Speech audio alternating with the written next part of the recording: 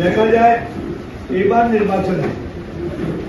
নির্বাচনে এমন একটা পরিবেশ সৃষ্টি করা হয়েছিল যে নাকি বিজেপি দলের এরা বেশি সংখ্যক ভোট পাবে, কিন্তু 2024-এর লোকসভা নির্বাচনের ভোটে আর 2026-এর করিমগঞ্জ জেলার এটা বিধানসভা নির্বাচনের ভোটের পার্সেন্টেজ কংগ্রেসের অনেক বেড়েছে। আপনারা হয়তো দেখেছেন জেলার সভাপতি কংগ্রেস দলের অনেক বেড়েছে।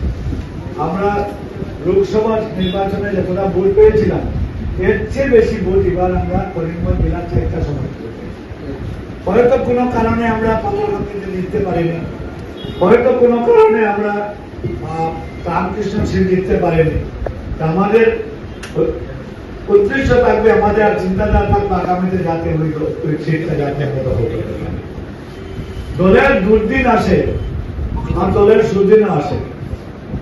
এক সময় কংগ্রেসের দুর্দিন 1978-এর পরে ইমার্জেন্সির পরে কংগ্রেসের খুব দুর্দিন এসেছিল।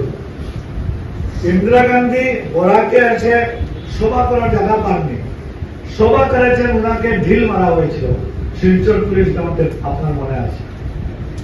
এই অবস্থা থাকার পরেও কংগ্রেসের ঘুরি এসে এক নাগারে 40 বছর কংগ্রেসের শাসন।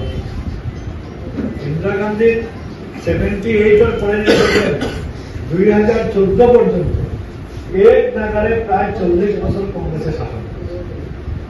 আসামে দীর্ঘদিন কংগ্রেসের শাসন হয়েছে, কিন্তু এখন ভোটারের মনের পরিবর্তন হয়েছে, আজকে বিজেপিকে সমর্থন করতেছেন। কিন্তু একদিন আসবে যে এই ভোটাররা কংগ্রেসের সাথে আসবে। আজকে যারা বিজেপি দলকে ভোট দিয়েছেন, সরকার এসেছে, কিন্তু আজকে আসার পরে ওদেরকে জিজ্ঞাসা করলে ওরা বলবেন না আমরা খুশি নাই। কারণ দ্রব্যমূল্য এমন ভাবে বৃদ্ধি হয়েছে যে একজন গরিব মানুষের পরিবার চালানো সম্ভব হয়েছে। আজকে পেট্রোল ডিজেলের দাম এত বেশি বেড়েছে যে মানুষ গাড়ি বন্ধ করতে বাধ্য হবে।